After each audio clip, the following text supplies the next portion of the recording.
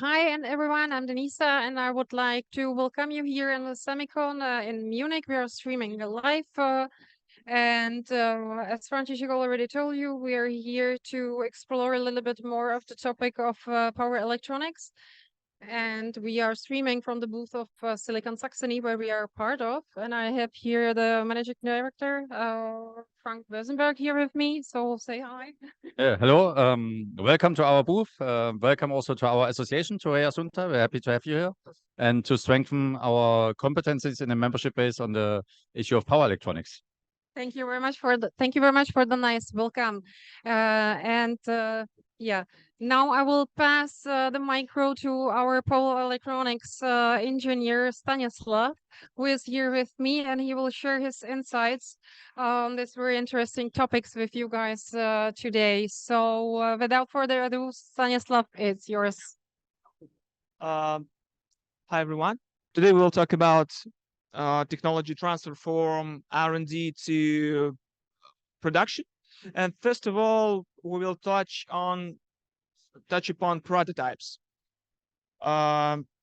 Before the presentation begins, I want to ask a short, quick question. Let's find a prototype. We can see two onboard chargers from two devices for different vehicles. And this picture I made from last weekend from an exhibition in Prague, and where many electric vehicles and trucks were presented. And okay, let's answer. Of course, I'm not sure 100% sure, but still, we can tell how they differ. And it's the enclosure manufacture method. On the first picture, we can see that enclosure was produced by melt method, and on the second picture, we can enclosure that produced by stamp method. And stamp method is cheaper in mass production than melt method, and we can guess that is the prototype in the first picture. Of course, it's necessary. It's not necessarily the case, but in most cases it works. And it's the first key point. A prototype at the R&D stage and the production device at the production stage are two different things. Great. We can begin. And first, I introduced myself a little. My name is Stanislav Borisov. I'm software engineer in Rio Tinto Technology, and now I assist research and development teams with embedded system in power electronics, in motion control, vehicle control, and other things. I have 9 years experience in R&D and production in the field of power electronic control system development, and my specialization is developing control system from technical specification stage to production.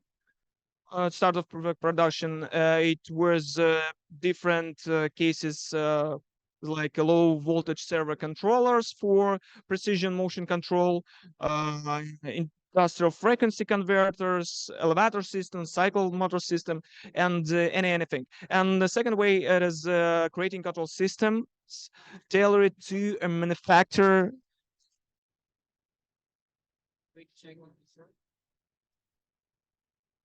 What's happening?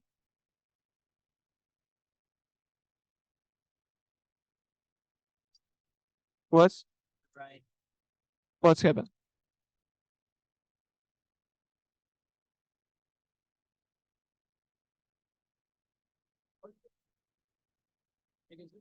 Okay, let's continue. Second specialization, it is creating control system tailored to a manufacturer production ecosystem.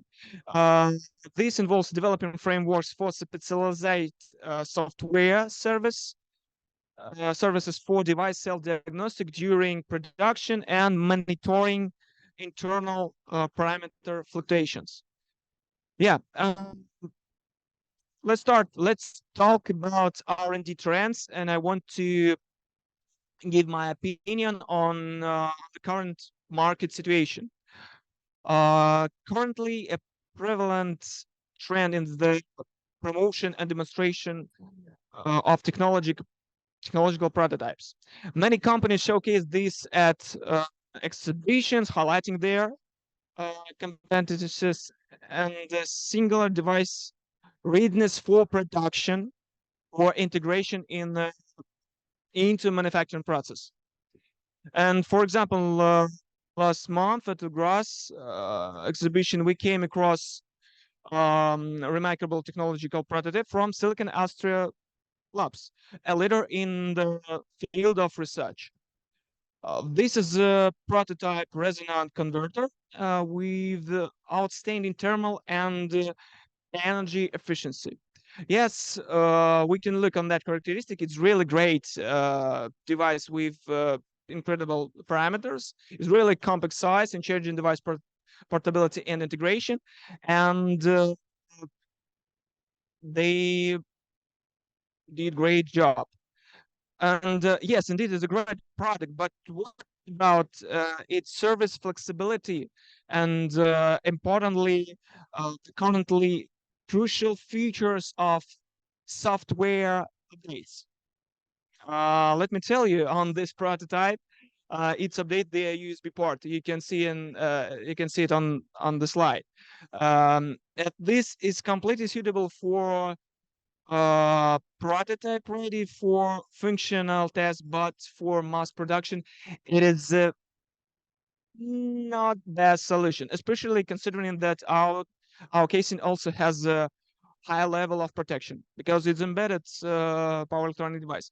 But all of this is normal and appropriate because all of these solutions are optimized according to research and functional criteria.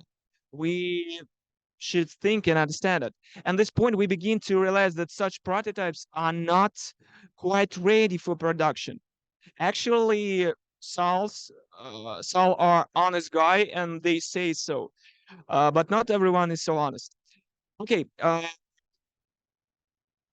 among the many ready-made solutions offered from the R&D sphere, you can find a list of available options like test reports, bench tests. You can get certificates, some for your industrial, for your area, technical and design documentation. We don't speak now what's the quality it will, but yeah, you can get technical design documentation and buff of 2 or 3 devices. And I asked a question, is this device ready for production? I don't know. It's we can discuss about it, and we can open our issues, and we see issues from on the both side, from on manufacturer's side and R&D company side. First of all, we will talk about manufacturer side. It is what's the problem?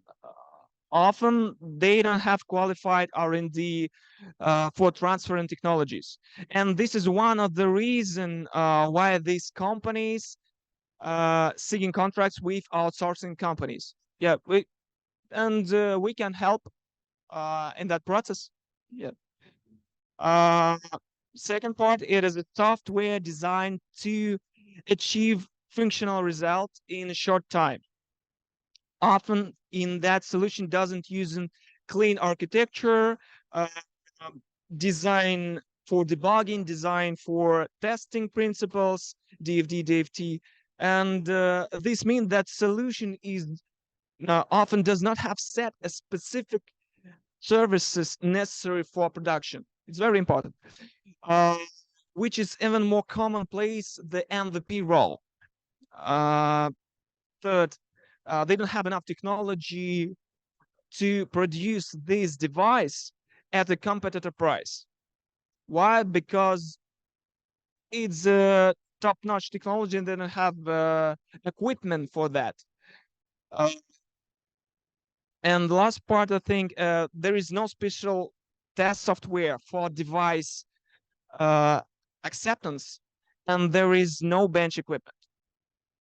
Because when R&D company produce and develop and present to you your new solution, they own software equipment, and they use all own bench equipment. If you want to produce it, you need your own bench equipment. And the second part, it is R&D companies. Honestly, R&D companies are not eager to implement the development solution to manufacture.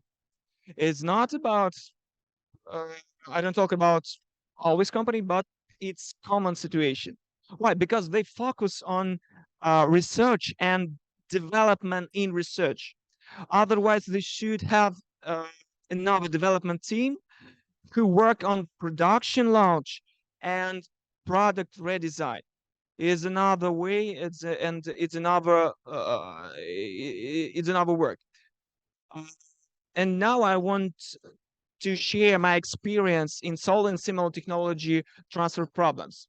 Now we describe 5 points. We will talk about software, and I present some real cases in that suggestion. Okay, first of all, it is modularity. My suggestion: use microservice architecture if it is possible. You need to make, but you should remember, you need to make an important choice. Will you use chipmaker's common software platform or create your own architecture? Of course, it is correct answer is to use both methods, but it depends on your situation. What's the count device you will produce? What's the count of per month, per year? It's very important. And you know, in our sphere, we are not many open architecture system on the market for developing control system for power electronics. But they exist. Everybody listen about AUTOSAR, MATLAB Simulink, and yeah, use it. It helps and save your money.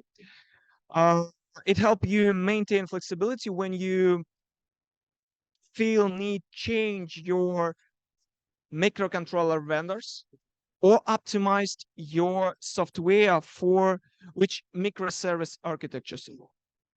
For example, we use different level optimization in the compile for different parts and for different microservices. This helps optimize our solution and give the more freedom in important parts of control system. It also helps to quick move to a new hardware platform. Second part, it is a code reuse. It's simple. Everybody should do it, but using standard libraries and frameworks to reduce development costs and simplify support. But you should remember one interesting point: prototype development and frameworks stage, you don't often wonder what set of libraries drivers your customer uses.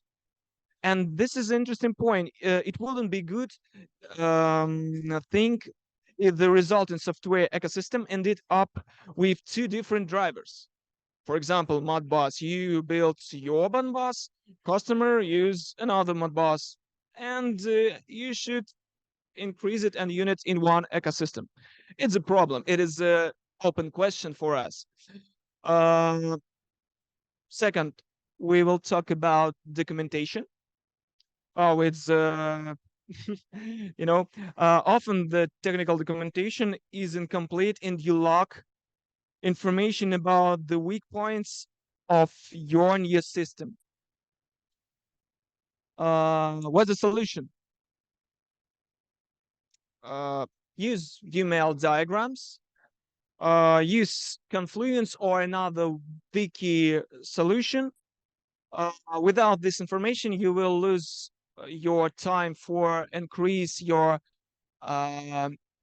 new software to other department. I mean, your technical writer, your marketing department, and other thing who use your information for rebuilding a product, for rebuilding and present your product.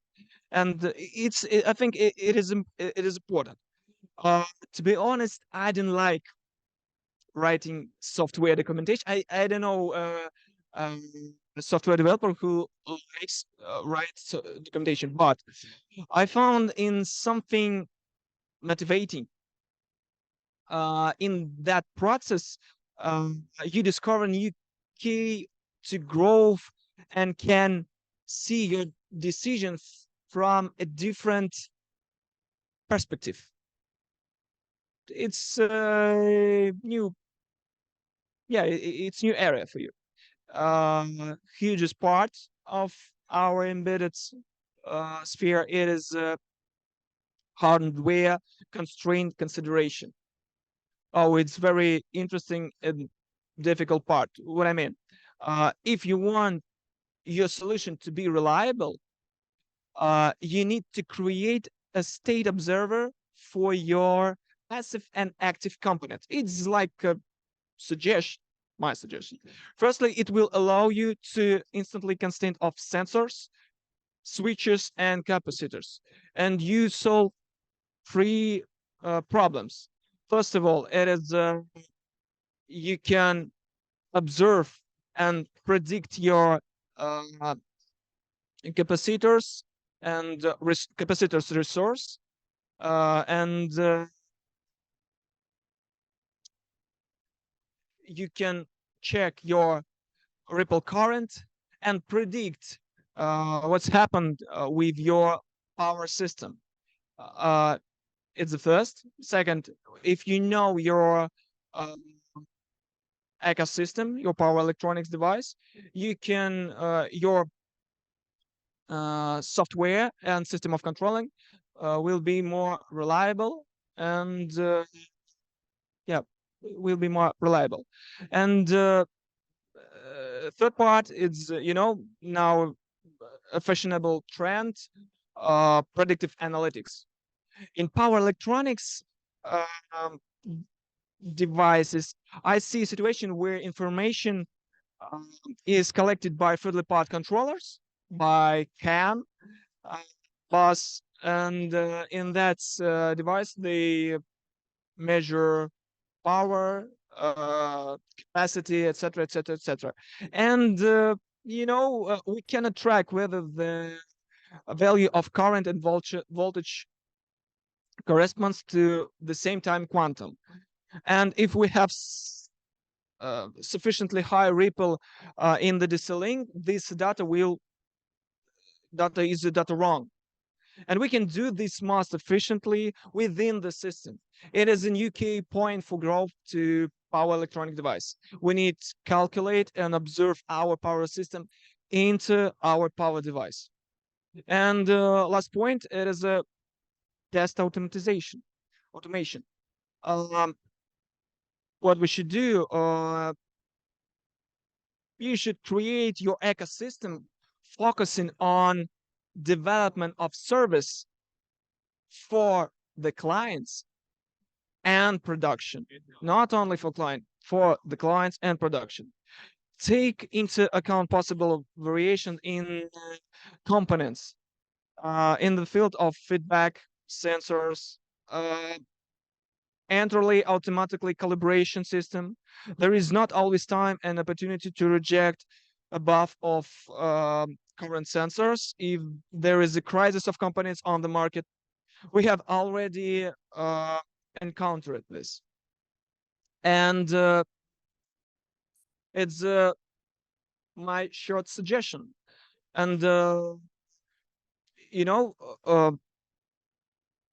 let's talk about short conclusion. Yeah, we don't have universal answer how make transfer technology from R&D to production, but we have a plan. First of all, prototypes developed during the R&D phase are often handcrafted or made using methods unusable for mass production. Think about who your endless customer and do it better. Uh, Second part, finding reliable supplies and establishing an efficient production process in challenging. Cost, quality, reliable of components must be considered. It's very important in manufacturer part. The thirdly, power electronic devices are often used in a critical application where the demand for reliability and longevity are very high.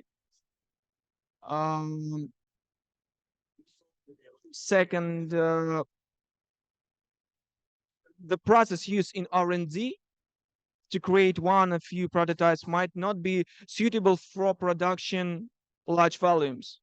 We remember our first slide where we saw two onboard charger with different manufacturing methods. You should think how much money you have to invest to your device. It depends on party. It depends of counts. It depends on area where you work, and in some areas it will be great to use not mass product, but it is your choice, and it is depends on your current situation. I want to stop on last 2 points because sometimes product design needs to be changed for easier of manufacturing, cost reduction, or complaints with safety norms. We might require a return to the R&D phase for refinement.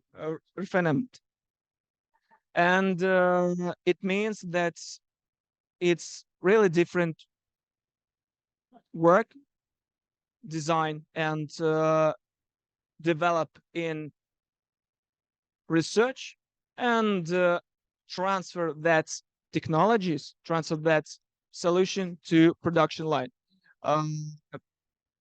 We should think about it and use that plan, and it will be great. Okay, thank you. Do you have a question? Okay, Stats, thank you very much for this pretty interesting insight. Can you tell me briefly just the three main key points? What is the moment you have to watch out? As a thing, I can allocate 3 key points. I answer. I say 1 key point. We should because when we work on market where we need to transfer our technology from R&D to production, we should think about not only about our customer, we should think about production line, about manufacturers, and it's not. It doesn't matter. It means that we should think about it in software and in hardware, because often we see that after R&D steps, after prototype step, we our device is perfect. It's very usable and very common for production, but software it works only like an MVP, and it is a problem because in hardware and for software, we should think about manufacturers and about our customers. Yeah. Perfect, Stas. Thank you very much. And yeah, that's was it for today. So thank you for your attention. And we are slowly disconnecting from the Semicon here in Munich. So thank you for having you, and wish you a nice day. Yes. Bye. Bye.